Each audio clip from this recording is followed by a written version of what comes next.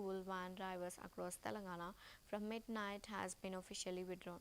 The Joint Action Committee of Transport Unions announced the decision after successful talks with Transport Minister Ponnam Prabhakar.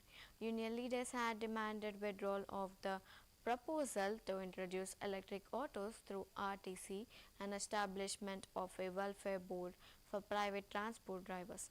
Minister Prabhakar responded positively, assuring resolution of their concerns, including agreement on setting up a welfare board. Satisfied with the government's assurance, the union declared the strike withdrawn.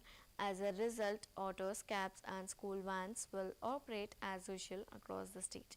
The decision has brought relief to passengers and parents, especially in Hyderabad, where transport disruptions were feared.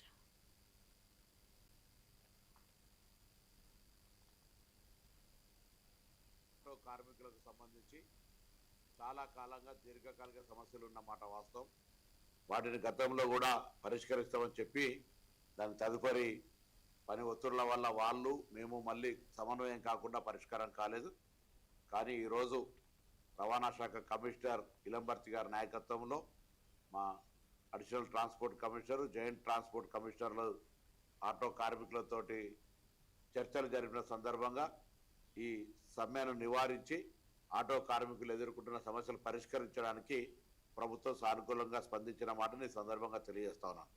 ముఖ్యంగా ఒక అపోహ Telangana auto కార్మికులు యజమానుల మధ్యలో ఇబ్బంది కలిగింది.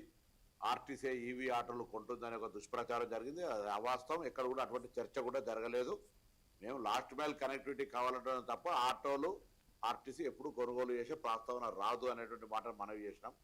దాంతోపాటుగా ఈరోజు 2012లో పెంచినటువంటి మీటర్ ఛార్జీలను పెంచాలని చెప్పినారు. ప్రభుత్వం ఇన్ ప్రిన్సిపల్గా అగ్రి అయింది. అందుకు సంబంధించి వాళ్ళతోటి డిపార్ట్మెంట్ పరంగా చర్చలు చేసి త్వరలోనే అందుకు సంబంధించినటువంటి అధికారిక జీవోలు ఇవ్వడం జరుగుతుంది. తెలంగాణ ఆటో కార్మికులకు సంబంధించి